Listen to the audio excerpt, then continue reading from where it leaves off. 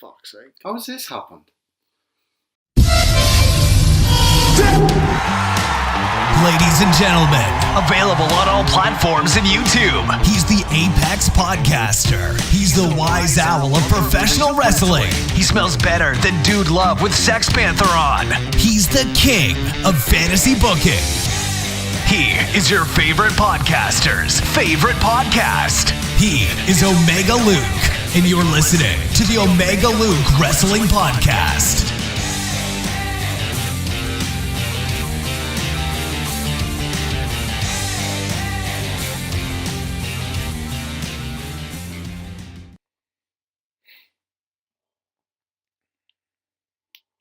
Do you see how funny that photo was of my dad with the Raiders player?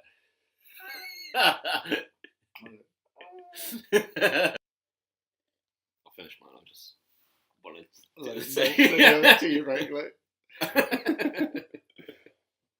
Hey guys, as you can see, there is not one, but there is two of us here today for Fantasy Booking Faction. Hey Matt, how are you doing? Yeah, not too bad, thank you. Great to have you on board. I thought it'd just be a little bit different, a little bit fun to have Matt just give his takes on the factions that we have today for the video, because I've seen it today and I thought that'd be a good idea. Hey, let's take advantage of the bank holiday. Yes, bank holiday, and I got a week off. Can't wait.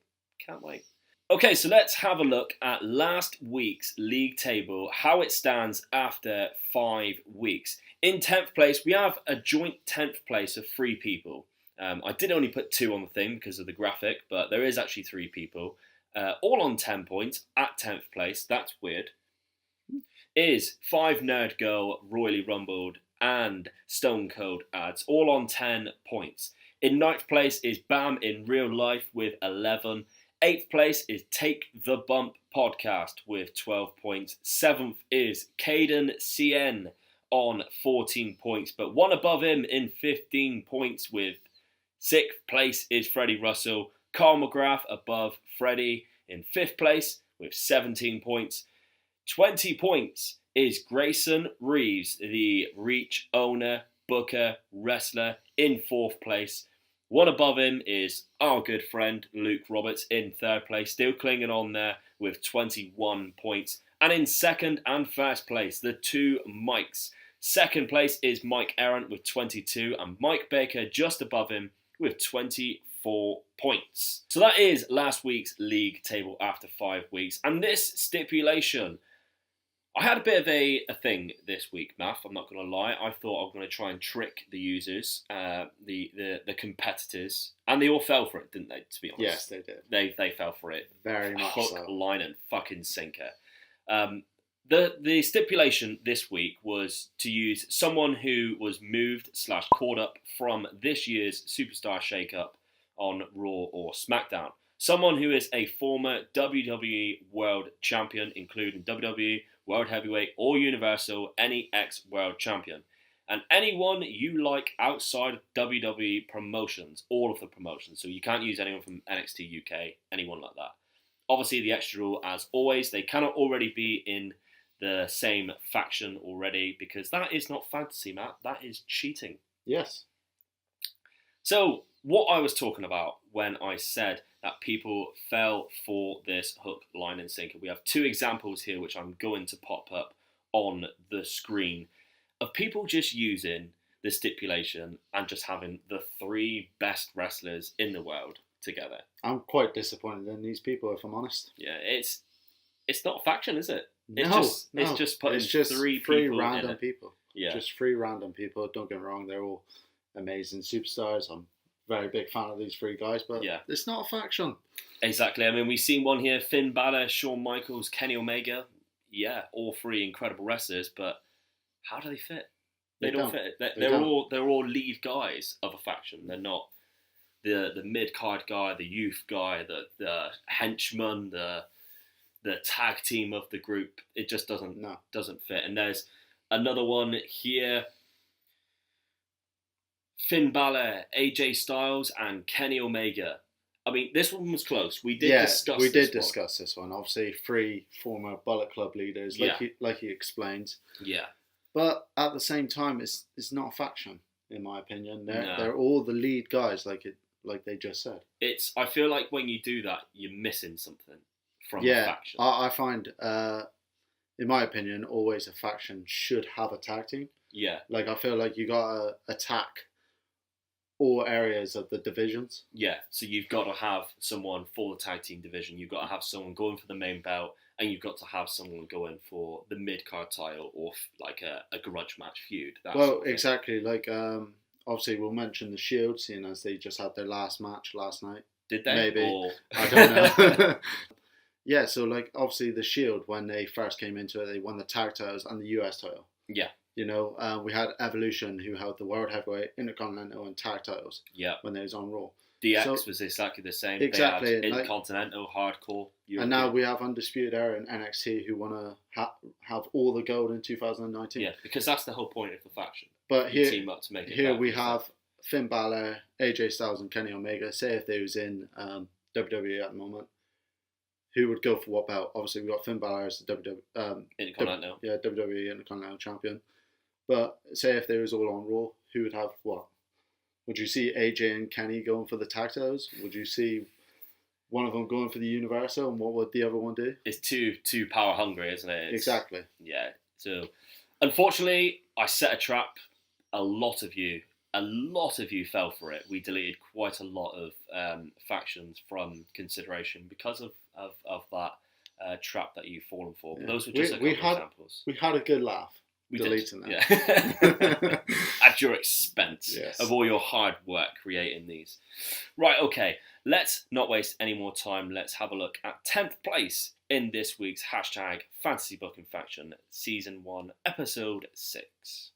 Okay, so in 10th place today, Matthew, was a guy called Justin McCullough with El Collectivo, or The Collective for us English-speaking fans. He has gone with Andrade Cien Almas, my boy, Tranquilo, Zelina Vega, Alberto Del Rio, who you're a massive fan of, aren't you? I can't stand the guy. And Bandido, who I am actually a big fan of. Big fan of him. Del Rio returns bitter and as any grizzled veteran would be. Instantly inserts himself into a feud with Triple H. Andrade and Bandido get involved later on. So we included this faction in 10th place, getting 1 point. It just actually beat out, not going to say it actually, we'll mention it later on, but whoever it did just beat out. Because I could see this actually working as a faction. Yeah, I think this faction would have been higher if it wasn't for Alberto Del Rio. Like, I think you feel the same way about Alberto Del Rio as I do. And let me put this out to you. If you took out Alberto Del Rio and you put in Eddie Guerrero, do you think that would make it a better faction? Other than the fact that Eddie Guerrero is not a heel. Well, if you put in Eddie Guerrero from like WCW, like LWO Eddie Guerrero, then 100% yes. Yeah. But that's the beauty of it. You got to use someone who. Fits you got to be smart. You got to be smart about it. But Justin McCullough, you pick up 1 point today, sir. In 9th position, picking up 2 points, is Keith the Chief. Thank you very much, Keith, for taking part once again, my man Keith. He's gone with Dead Man Incorporated. Taker comes back in his big evil phase with a couple of young badasses behind him. He recruits Matt Cross, or Son of Havoc as he is also known as. Yes. And Aleister Black, after he turns on Ricochet, funny enough, to be his deadly henchman. Taker has returned to take out those who have beaten him before. So, what do you think of this faction? Because we sort of like toyed with this one. Yeah, this is another one I think. If it was a Ministry of Darkness Undertaker, I think it would have worked better with Aleister Black. Yeah. Plus, I think with the fantasy booking, if it wasn't to beat the people that have once beaten Undertaker, I think it would have been better as well. Yeah. The trouble is we see a lot every week. I see so many factions, and don't get me wrong, these factions have actually picked up first and second in the same week before, where The Undertaker and Aleister Black has been in the same faction. Yeah, I think they work quite well. Because they do.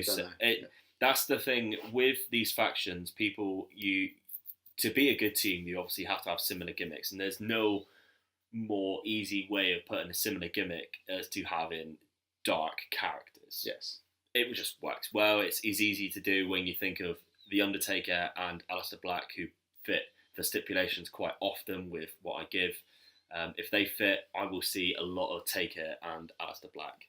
So, and Matt Cross, who I haven't ever seen before. Good fit. Yeah. Yeah, because that's the guy from All In, right? That's right, yeah. So, yeah, pretty good faction. Keith, you pick up 2 points this week.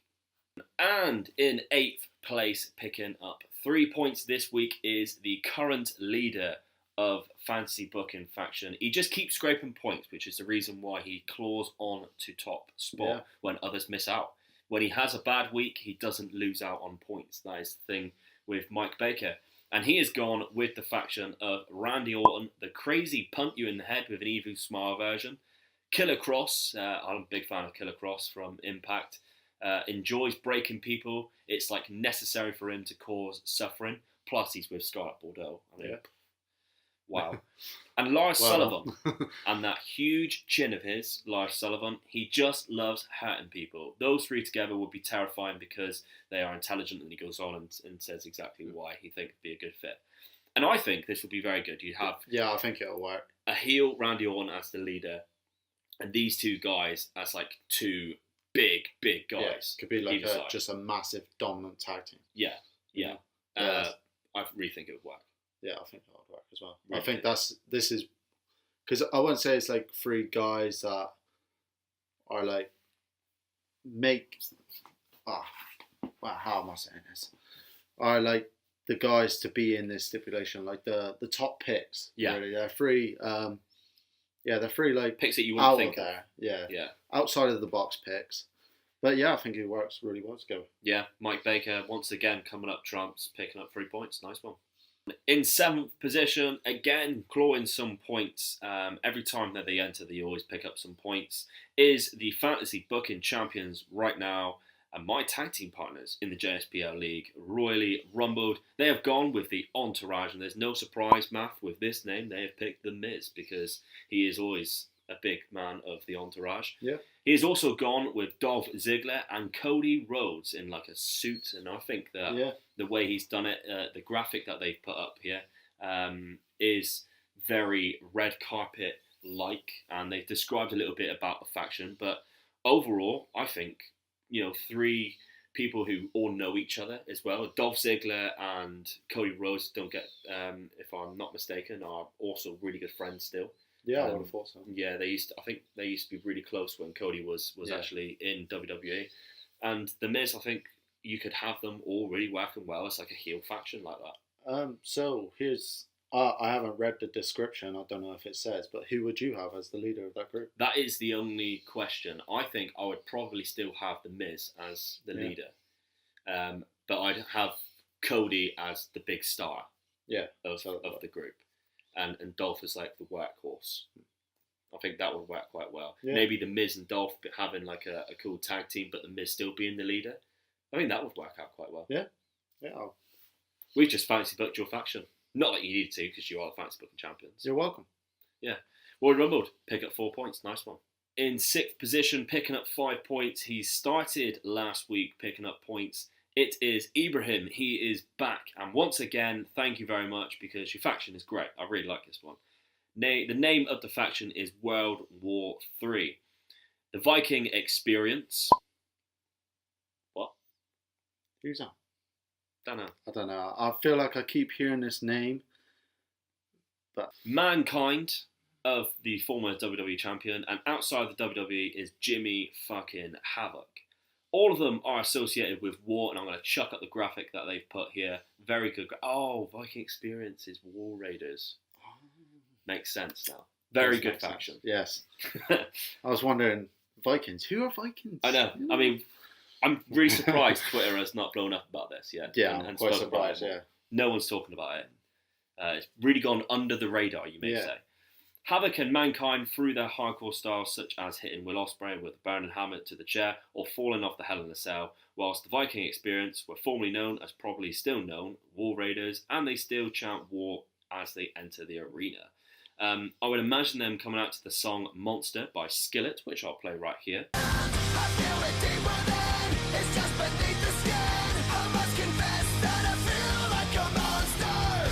Great song. I know not what weapons World War III will be fought, but World War IV will be fought. World War IV will be fought with sticks and stones. I butchered that, but it does look cool.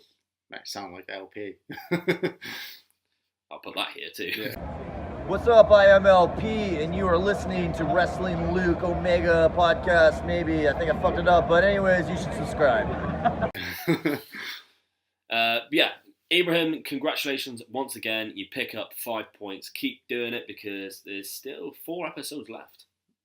In 5th place, we're picking up 6 points, was probably Math, the one that you were raving on about quite a lot when we were deciding this is probably for one good reason, because one of the guys that he's put on it as a bit of an extra as well, not even part of the faction, because you can do that as well.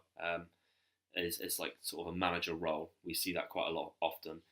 Is Kyle McGrath. He's always there or thereabouts, and he's gone with the faction with Cody Rhodes as the presidential candidate. So picture that with Lacey Evans as his first lady.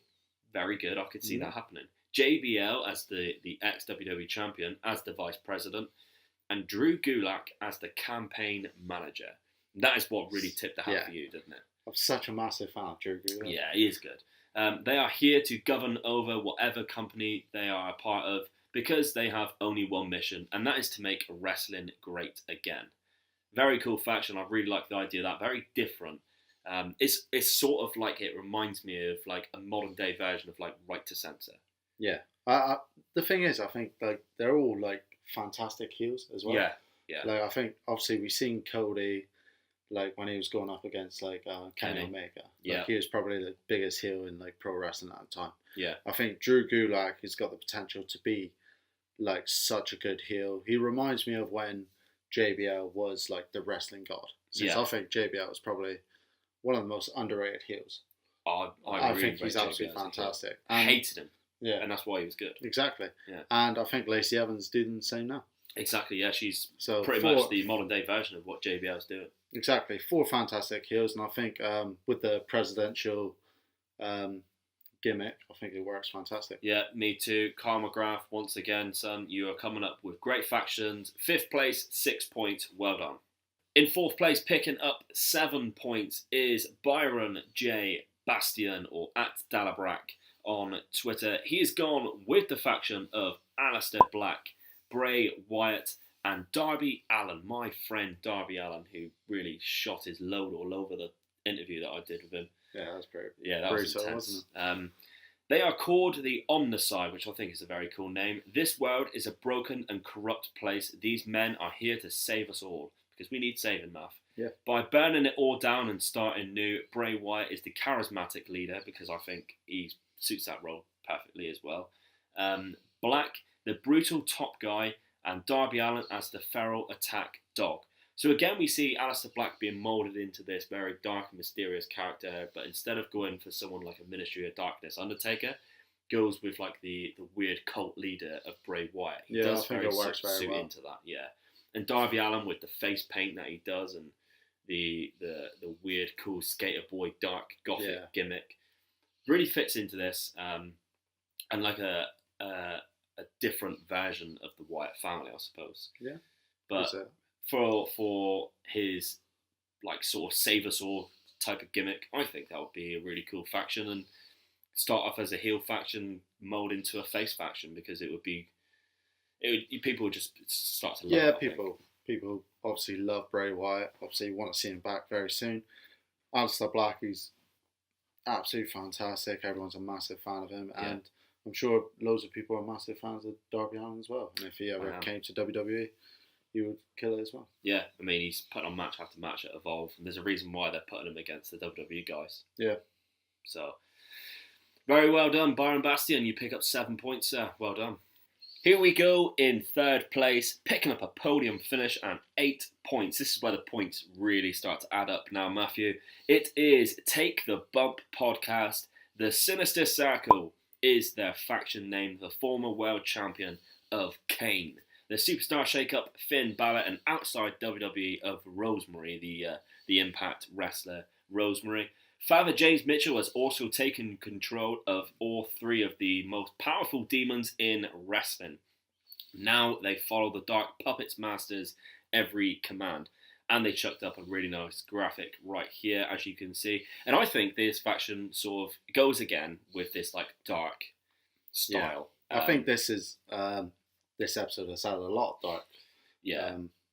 There's always a couple in every episode because it's very easy to link three people up. But these are three people. I mean, Demon Balor pops up all the time. People always use Demon Balor.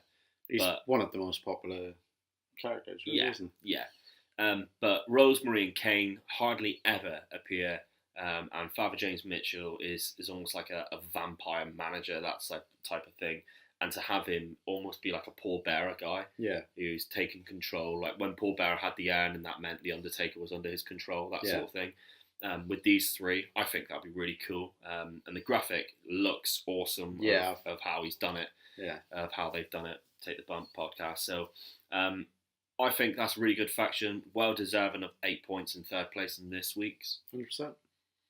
In second place now, much to the demise of Mags and hashtag justice for Mags. Hashtag fuck Mags, if you ask me, because Freddie Russell, once again, is picking up a lot of points in second place. He just keeps on coming out with great factions. It's just got to be said. He has gone with Chad Gable, Kurt Angle, and Jeff Cobb. The name is the Olympians. As you can see, they all have an Olympic background. Kurt Angle secures his legacy as the amateur and pro wrestling legend by training and mentoring two very talented guys who have similar backgrounds to himself. Squeaky clean faces. Just imagine Kurt giving them suplex training. This is actually one of my favourite factions of the whole week. Yeah, me too. It's absolutely fantastic. It's like slightly different, but also you can see how they all work well together. I mean, Chad Gable is so underrated. I really think he's such an incredible wrestler. And if you were to put him in a faction like this as like the young upcomer, maybe like a tag team with Jeff Cobb, I mean, imagine how good that would be. Do you think it's time for his singles push? What, as Chad Gable? Yeah. I'd love to see him picking up it's like belt. I don't ever see him as a top guy.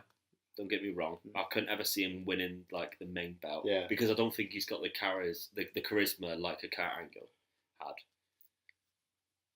I think he does have the charisma. Maybe I just haven't seen it. But Chad Gable for me is very, very underrated. I really like him. Jeff Cobb, do you think it's only a matter of time before WWE tries to go for someone like Jeff Cobb? I fucking hope so. I love the guy. He's so good. The Tour of the Islands is one of my favourite finishes. The match with Will Ospreay recently, incredible match. He's now a double champion. Maybe we'll see him more in New Japan. Yeah, hopefully so. Hopefully so. But with Kurt Angle at the helm of sort of like the leader of this group, teaching them their ways, really cool faction. Really enjoy it. Yeah. Well worth 9 points, Freddie. Fuck Mags. Number one place. 3, 2. Oh, fucking hell. You should put that in outtakes. Yeah. In first place, fully deserved first place, picking up 10 points today because the graphic is fucking insane. Not to mention that the faction is really good anyway. It is Caden CN. It's the first time ever this has happened. It's 2 weeks in a row. Congratulations. I'm pretty sure he won it last week. He has won it again. Caden CN. Well done, my friend. The secret's out is the faction name Dolph Ziggler, Buddy Murphy, and David Starr. And I'll chuck up the graphic right here. As you can see, incredible graphic. The name is based off Buddy Murphy's best kept secret, but now the secret is out. Dolph Ziggler is arguably one of the most underappreciated guys who could have been a top guy in WWE. Buddy Murphy was also very underappreciated for a long time, hence the best kept secret nickname.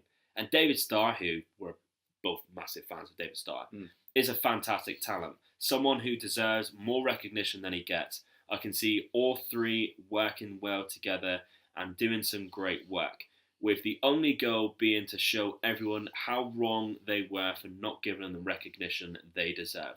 What do you think of this faction, and why, for you, does it get top points? Because we were both in an agreement that this is number one. Well, like we said with like other people when they throw just 3 random superstars together, like this does seem like 3 random superstars together, but the reasoning and for the talent that they are, it just works so well. Yeah. I think they gel amazing together. Yeah. It's something that if they teamed Buddy Murphy and Dolph Ziggler up tomorrow or tonight, say I'm on net roll when we're watching this, then when we're recording this, I'd be like, "Oh yeah, give me some of that." Yeah, it would just be absolutely fantastic. Yeah, and David Starr is one of the characters outside of WWE who I absolutely love.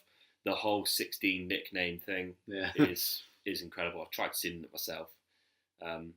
But yeah, it's really good, and the graphic, it just shows how good that these three look together as well. So props to Caden for once again picking up 10 points. He's climbing up the table now. And speaking of the table, let's have a look at how the Season 1 Episode 6 ends. Season 1 Episode 6 ends, and how the table is looking after this. In 10th place, Matthew, who is it? It's Royally Rumble with 14 points. It is indeed. They were at 10th position. They pick it up another 4 points, putting them in 10th position. 9th place is Byron Bastion with 16 points. And we have a joint 7th place, both on 20 points. It is to reach wrestling owner Grayson Reeves, who did not enter once again.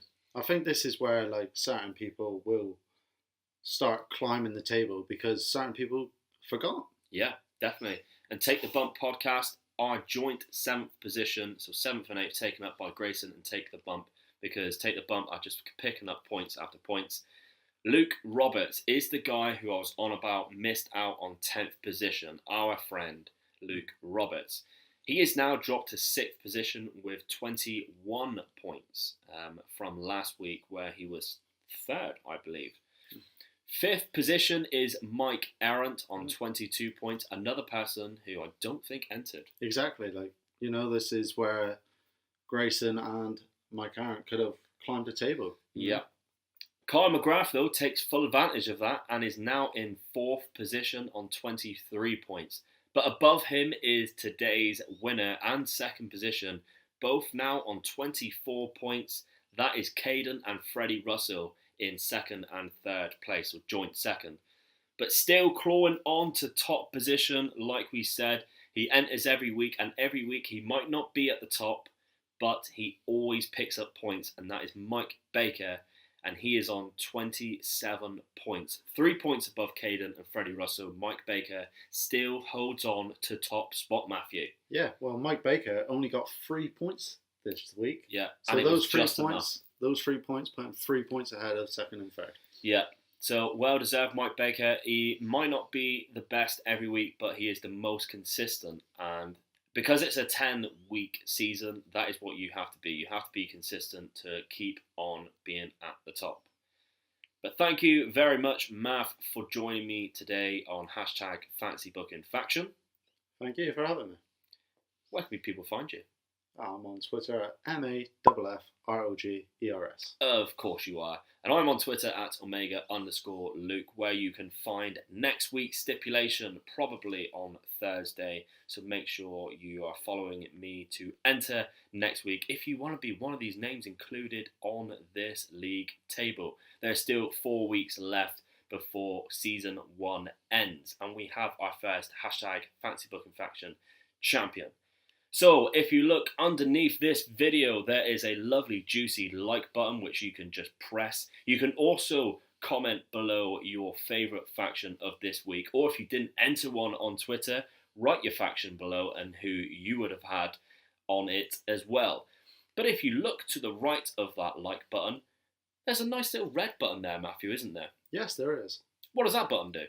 I'm pretty sure it says subscribe. It does. And if you do press that button, you become an exclusive member of the Omega Luke Wrestling YouTube channel, because you are now a subscriber, and I'm getting close to 200 subscribers in total, which I'm very happy about. So thank you very much for keep supporting me and keep supporting #FancyBookingFaction. This week, however, I will be entering an extra video. I'm not entering it, I'm just uploading it, really. But it's going to be a very cool video on why I think a certain wrestler is the best wrestler in the world right now. And we spoke about it quite a lot. We are in an agreement of this person being the best wrestler in the world. So you need to check it out. to know exactly who that person is and whether you agree with us or not, really. So make sure you do that, and you can do that by subscribing so that you don't miss this episode. And stick around for next week's hashtag Fantasy Booking Faction. I've been Omega Luke. That is Math Rogers. Keep your friends close. Keep Omega Luke even closer.